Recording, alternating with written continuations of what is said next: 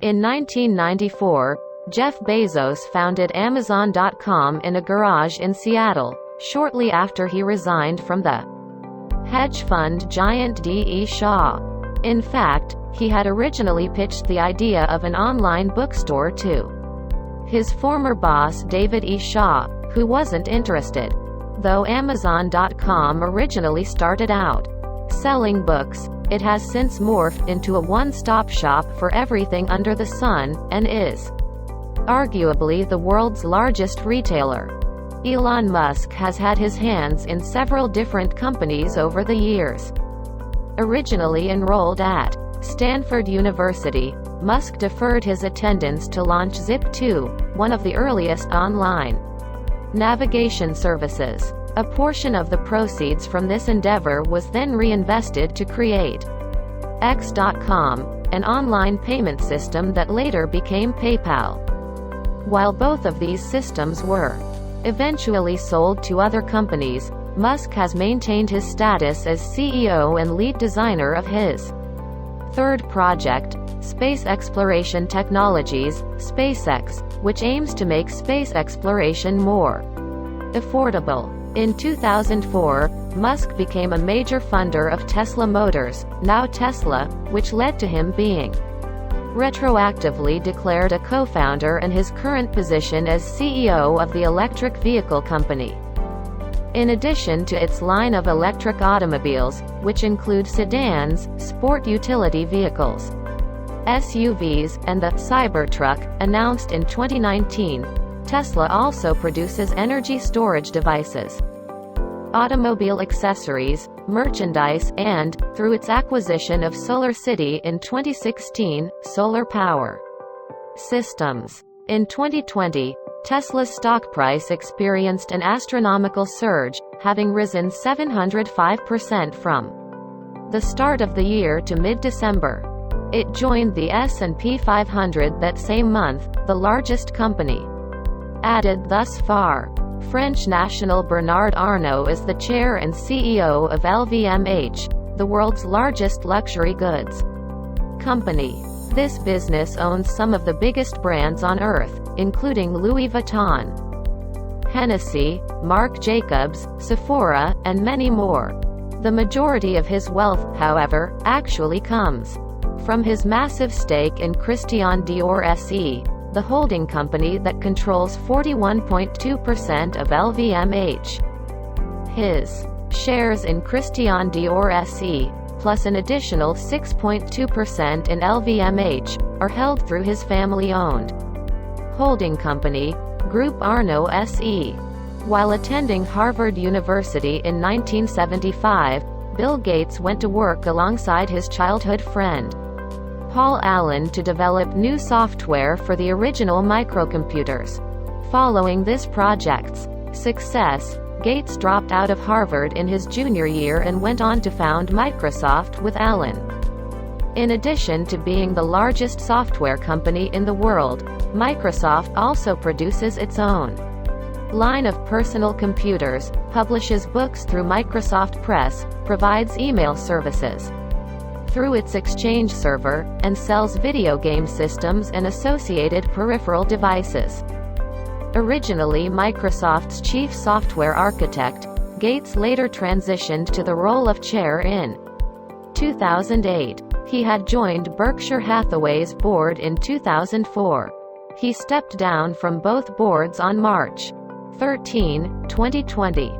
Mark Zuckerberg first developed Facebook alongside fellow students Eduardo Saverin, Dustin Moskovitz, and Chris Hughes while attending Harvard University in 2004. As Facebook began to be used at other universities, Zuckerberg dropped out of Harvard to focus entirely on his growing business. Today, Zuckerberg is the CEO and chair of Facebook, which had more than 2.8 billion monthly active users as of Q3 2020. Facebook is the world's largest social networking service, enabling its users to create a personal profile, connect with friends and family, join or create groups, and much more. As the website is free to use, most of the company's revenue is generated through advertising.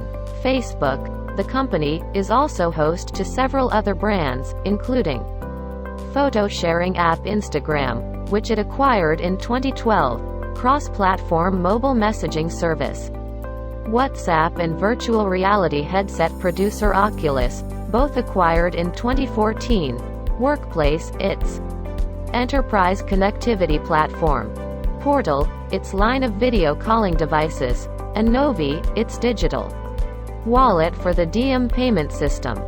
The most famous living value investor, Warren Buffett, filed his first tax return in 1944 at age 14, declaring his earnings from his boyhood paper route.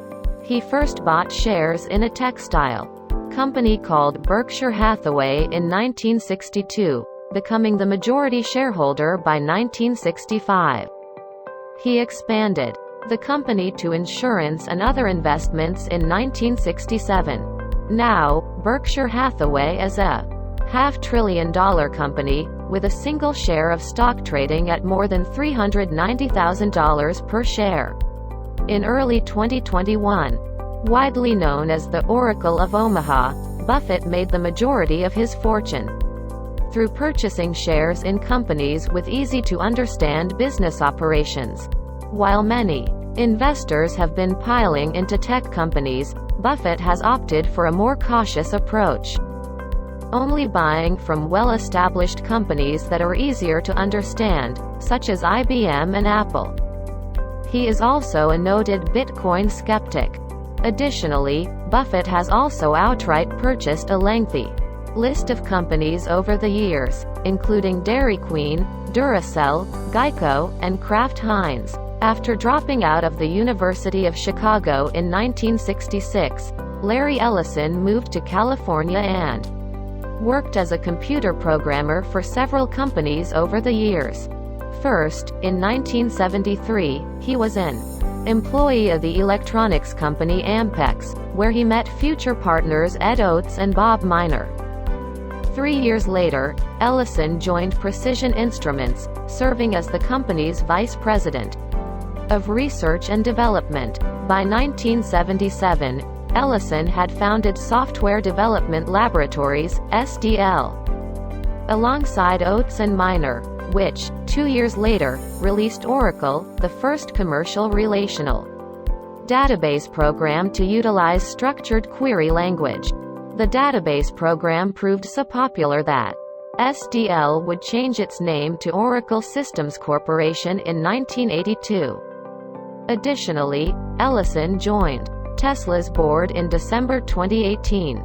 Oracle is the second largest software company and provides a wide variety of cloud computing programs as well as other software, such as Java and Linux, and the Oracle Exadata computing platform. Larry Page's claim to fame got its start in a college dorm room while attending Stanford University in 1995. Page and his friend Sergey Brin came up with the idea of improving data extraction capabilities while accessing the Internet.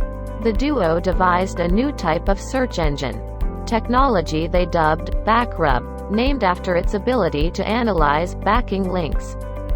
From there, Page and Brin went on to found Google in 1998, with the former serving as CEO of the company until he stepped down in 2001. Google is one of the largest internet search engines on the planet, accounting for more than 70% of global online search requests. In 2006, Google, the company, expanded by purchasing YouTube, the biggest platform for user-submitted videos. Then, 2008 saw the release of the first mobile phone utilizing the Android operating system, which was originally developed by Android Inc. prior to Google acquiring the company in 2005. Today, Google is a subsidiary of Alphabet, a holding company for which Page served as CEO from 2015 to 2019. Sergey Brin's involvement in Google follows a similar path to Page's. After the duo founded the company in 1998, Brin served as co-president alongside Page until Eric Schmidt took over as CEO in 2001. Similarly, after founding Alphabet in 2015, Brin acted as the holding company's president before stepping down in 2019 when Sundar Pichai took over as CEO. In addition to being a highly popular search engine, Google also offers a suite of online tools and services, known as Google Workplaces, which includes Gmail, Google Drive, Google Calendar, Google Meet, Google Chat, Google Docs, Google Sheets, Google Slides, and more. In addition to software, Google also deals in a wide variety of electronic devices, including its Pixel smartphones, its Pixelbook computers and tablets, its Nest smart home devices, and its Stadia gaming platform. Reliance Industries was originally founded as a small textile manufacturer by Dhirubhai Ambani in 1966. In 1979, Dhirubhai's son Mukesh moved to Palo Alto, California, to attend Stanford Business School. A year later, Mukesh returned home at the behest of his father to oversee the construction of a new polyester mill, during which time he also joined Reliance Industries' board. Rather than moving back to the U.S. to finish his university program, Mukesh remained in India to lead Reliance's backward integration initiative. During the 1990s, he spearheaded the company's efforts to create, as well as acquire, multiple petrochemical plants and petroleum refineries. In 2002, Dhirubhai suffered a stroke and passed away. The lack of a will resulted in a feud between Mukesh and his brother Anil over how their father's empire would be distributed.